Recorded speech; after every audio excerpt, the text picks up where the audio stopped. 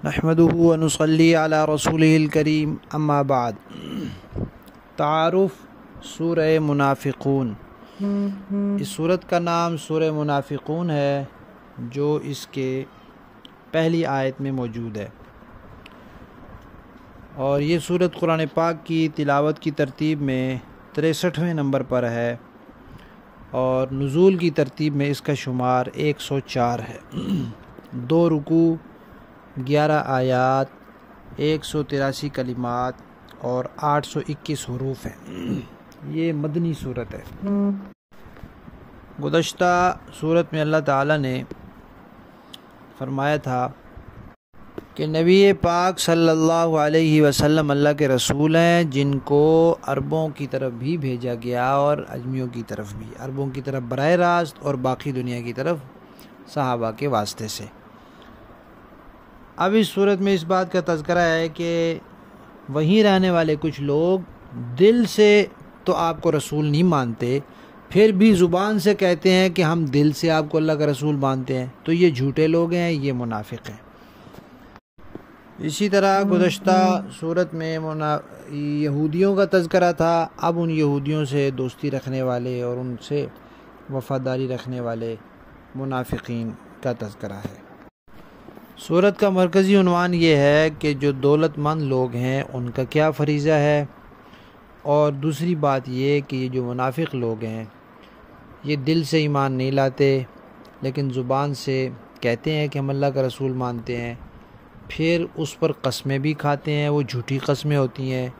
اور اس طرح اپنے آپ کو بچاتے ہیں تو اپنی قسموں کو اپنے لیے ڈھال بناتے ہیں، اور اندر اندر اسلام کی جڑیں کاٹتے ہیں، لوگوں کو بہکاتے ہیں۔ نبی پاک صلی اللہ علیہ وسلم جمعے کی نماز کی پہلی رکعت میں سورہ جمعہ پڑھا کرتے تھے، اور دوسری رکعت میں سورہ منافقون۔ تو سورہ جمعہ جب پڑھی تو ایمانداروں کو بیدار کیا اور ہوشیار کیا، اور جب سورہ منافقون پڑھی تو پھر منافقوں کو ڈانٹ ڈپٹ کی اور ان کو تنبیہ کی۔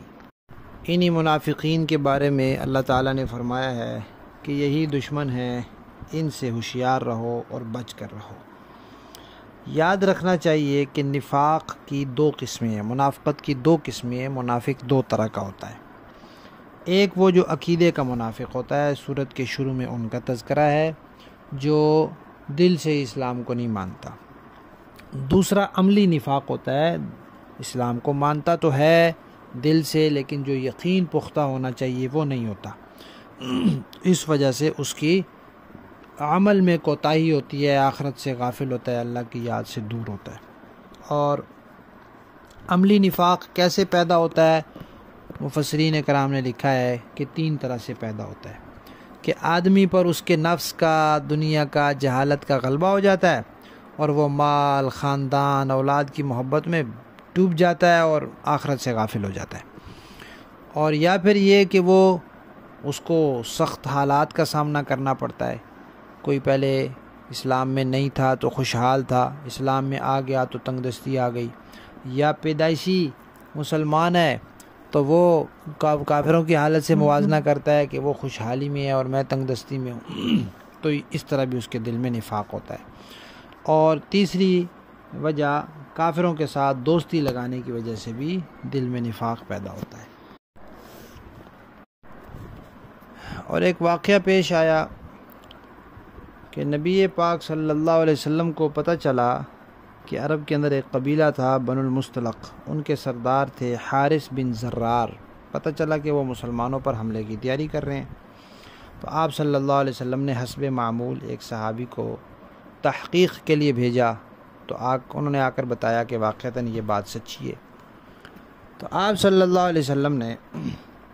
حضرت زید کو مدینہ میں اپنا قائم مقام مقرر کیا اور 700 صحابہ کو ساتھ لے کر روانہ ہو گئے۔ اب منافقین کا یہ خیال تھا کہ بھئی اس میں مال غنیمت حاصل ہوگا اور مسلمان فتح یاب ہوں گے، تو اس خیال سے وہ بھی چل پڑے۔ جہاں ان کو امید ہوتی تھی کہ مال غنیمت حاصل ہوگا وہاں چل پڑتے تھے، اور جو مارکا سخت ہوتا تھا اس میں پیچھے رہ جاتے تھے۔ اب مسلمان وہاں اچانک پہنچ گئے اور حملہ کر دیا، اور انہوں نے بڑی بری طرح شکست کھائی، 10 آدمی ان کے مارے گئے، 200 گھرانے قید ہوئے، 2000 اونٹ اور 5000 بکریاں غنیمت میں حاصل ہوئیں۔ ان کے جو سردار تھے حارث بن زرار، ان کی صاحبزادی حضرت جویریہ بھی قید ہوئیں، جو بعد میں مسلمان ہوئیں اور پھر نبی پاک صلی اللہ علیہ وسلم کی نکاح میں آ کر ام المؤمنین بن گئیں۔ تو جب وہ ام المؤمنین بن گئیں تو صحابہ کرام نے پھر بنو المصطلق کے سارے قیدیوں کو رہا کر دیا، اور جو ان کے سردار تھے حارث بن زرار وہ بھی بعد میں مسلمان ہو گئے۔ اس کے بعد آپ صلی اللہ علیہ وسلم نے وہیں کچھ دن کے لیے قیام فرمایا، تو وہاں ایک واقعہ پیش آ گیا کہ ایک چشمے پر ایک انصاری اور ایک مہاجر صحابی کی کوئی آپس میں چپکلش ہو گئی، اور مہاجر صحابی نے انصاری صحابی کو شاید تھپڑ لگا دیا، جس سے ان کو چوٹ پہنچی۔ اب وہ جو انصاری تھے انہوں نے اپنی مدد کے لیے انصار کو آواز دی، اور مہاجر نے اپنی مدد کے لیے مہاجرین کو آواز دی۔ نبی پاک صلی اللہ علیہ وسلم کو معلوم ہوا تو آپ تشریف لے آئے اور آ کر اس بات پر سمجھایا کہ بھئی یہ تو نہیں دیکھنا چاہیے کہ کون انصاری ہے اور کون مہاجر ہے، یہ دیکھنا چاہیے تھا کہ بھئی اگر کسی کے ساتھ زیادتی ہو رہی ہے تو اس کو زیادتی سے بچایا جائے، زیادتی کرنے والے کو روکا جائے۔ یہ کیا بات ہوئی کہ بھئی انصاری کی مدد کرے گا، چاہے وہ اس کی زیادتی اسی کی طرف سے ہو، یا مہاجر کی مدد کرے گا؟ تو انہوں نے کہا یہ تو جاہلیت کی باتیں ہیں، بدبودار باتیں ہیں، ایسی باتیں مسلمانوں کو زیب نہیں دیتی۔ آپ صلی اللہ علیہ وسلم کے سمجھانے سے بات ختم ہو گئی، اور ان انصاری صحابی نے ان مہاجر صحابی کو معاف بھی کر دیا، بات ختم ہو گئی۔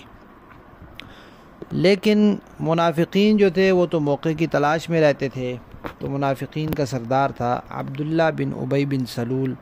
اس نے اس موقع سے فائدہ اٹھایا، اپنے لوگوں کو جمع کیا اور ان کو کہا کہ دیکھو ہم مدینے کے رہنے والے ہیں اور یہ انصار بھی مدینے کے رہنے والے ہیں، یہ جو مہاجر ہیں یہ تو مکہ سے آئے ہیں، ان کو ہم نے جگہ دی ہے، اپنے گھروں میں ٹھہرایا ہے، اپنے کاروبار میں شریک کیا ہے، ان کے کھانے پینے کا خرچ اٹھایا ہے، ذمہ اٹھایا ہے، اور آج یہ اتنے سر چڑھ گئے ہیں کہ ہمارے لوگوں پر ہاتھ اٹھاتے ہیں، تم ان کا کھانا پینا بند کر دو، ان کے اوپر مال خرچ نہ کیا کرو، تاکہ یہ تتر بتر ہو جائیں اور یہاں سے منتشر ہو جائیں، نکل جائیں۔ اور پھر اس نے کہا کہ میں یہاں سے جب ہم مدینہ پہنچیں گے تو ہم پیسے والے، ہم مال والے، ہم جائیدادوں والے، ہم گھروں والے، کاروبار والے، ہم عزت والے لوگ ہیں، یہ غریب، یہ ان کے پاس گھر کوئی نہیں، کاروبار کوئی نہیں، پیسہ کوئی نہیں، تو نعوذ باللہ یہ ذلیل ہیں، اور ہم جو مقامی لوگ ہیں، معزز لوگ، ہم ذلیلوں کو نکال کے باہر کر دیں گے۔ کہا اس نے یہ تھا کہ ہم میں سے جو زیادہ عزت والا ہے وہ زیادہ ذلیلوں کو باہر نکال دے گا، مقامی لوگ باہر سے آنے والوں کو نکال دیں گے۔ اب باہر سے آنے والوں میں نبی پاک صلی اللہ علیہ وسلم بھی شامل تھے۔ اب جہاں وہ یہ باتیں کر رہا تھا وہاں ایک صحابی حضرت زید بن ارقم بھی تشریف فرما تھے، اور وہ نوعمر تھے۔ انہوں نے یہ بات اپنے چچا کو بتائی، ان کے چچا نے نبی پاک کو بتائی، نبی پاک نے حضرت زید بن ارقم کو بلا کے پوچھا کہ کیا بات ہوئی، پھر اچھی طرح پوچھا کہ بھئی ایسے ہی تھا، آپ کو غلط فہمی تو نہیں ہوئی، کوئی آپ سے بھول چوک تو نہیں ہوئی؟ تو انہوں نے کہا کہ ایسے ہی بالکل، انہوں نے قسم کھا کر کہا کہ بالکل اسی طرح اس نے کہا ہے۔ جب یہ واقعہ سنا تو حضرت عمر نے کہا یا رسول اللہ مجھے اجازت دیں میں عبداللہ بن ابی کا سر قلم کر دوں، تو حضور نے فرمایا ایسے نہ کرو، ابھی تو لوگ اسلام کی طرف آ رہے ہیں،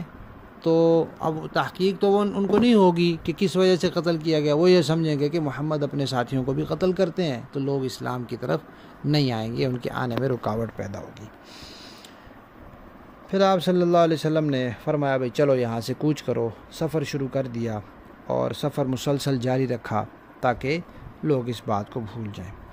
اس دوران آپ نے اس منافق کو بھی بلایا اور بلا کر پوچھا ہاں بھائی اس طرح کی باتیں تم نے کی ہیں؟ اس نے کہا نہیں بالکل نہیں، میں نے ہرگز ایسی باتیں نہیں کی، یہ لڑکا تو جھوٹ بول رہا ہے۔ آپ صلی اللہ علیہ وسلم اس نے قسمیں کھا لی، نبی پاک خاموش ہو گئے۔ حضرت زید بن ارقم کہتے ہیں کہ میں بہت پریشان ہوا کہ بھائی اب میں تو نوعمر ہوں، وہ اتنا بڑا ہے کیونکہ وہ بڑا چلاک تھا، بڑا باتونی تھا، تو اس کی بات سنی جائے گی اور میری تو نہیں سنی جائے گی، تو میں تو کسی کو منہ دکھانے کا نہیں رہا۔ بعض صحابہ کرام نے عبداللہ بن ابی سے کہا کہ بھائی تم نے ایسی باتیں کہی ہیں، تم جاؤ، جا کے رسول اللہ سے معافی مانگ لو، اور تمہارے لیے دعا کر دیں گے استغفار کی، اللہ تعالیٰ معاف کر دیں گے، معاملہ ختم ہو جائے گا۔ تو اس نے کہا بھئی دیکھو، پہلے تم نے کہا اس پر ایمان لے آؤ، میں ایمان لے آیا،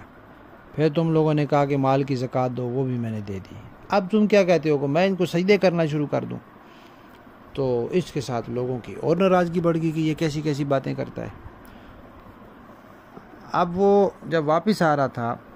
واپس مدینہ پہنچنے سے پہلے اس کے ایک بیٹے تھے، ان کا نام بھی عبداللہ تھا، وہ مخلص صحابی تھے، وہ مدینہ کے باہر کھڑے ہو گئے تلوار لے کے کہ جب تک یہ بندہ یہ نہیں کہے گا کہ میں ذلیل ہوں اور اللہ کے نبی عزت والے ہیں، تب تک اس کو مدینہ میں نہیں جانے دوں گا، اور رسول اللہ اجازت دیں گے تو جائے گا۔ تو پھر اس نے یہ کہا اور رسول اللہ نے اجازت دی تو انہوں نے جانے دیا۔ پھر اللہ تعالیٰ نے یہ صورت اور آیات نازل فرمائیں اور اس میں بتا دیا کہ یہ باتیں اس نے کہی ہیں اور یہ جھوٹی قسمیں کھاتے ہیں۔ تو حضرت زید بن ارقم کی سچائی ثابت ہو گئی، اور عبداللہ بن ابی بھی تھا، اس کی منافقت کھل گئی، اور اس کا جھوٹی قسمیں کھانا بھی اللہ تعالیٰ نے قرآن میں ذکر کر دیا۔ اور اس واقعے کے تھوڑے دن بعد بھی وہ مدینہ شریف میں مر گیا جا کر۔ سورت کے دوسرے رکوع میں اللہ تعالیٰ نے مسلمانوں کو حکم دیا ہے کہ بھئی دیکھو، مال اور اولاد وغیرہ دنیا کی چیزیں تمہیں اللہ کی یاد سے غافل نہ کر دیں، اور ایک تو اعتقادی منافق ہوتا ہے، ایک عملی منافق ہوتا ہے، اس طرح کی چیزوں میں پڑھ کر پھر انسان عملی نفاق میں پڑ جاتا ہے۔ جب موت آ جائے گی تو پھر تمنا کرے گا کہ کاش تھوڑی سی مہلت مل جائے، میں صدقہ خیرات کر لوں، میں نیکیاں کر لوں، پھر مہلت نہیں ملے گی، لہذا جو کچھ کرنا ہے ابھی اپنے اس موت کا وقت آنے سے پہلے کر لو۔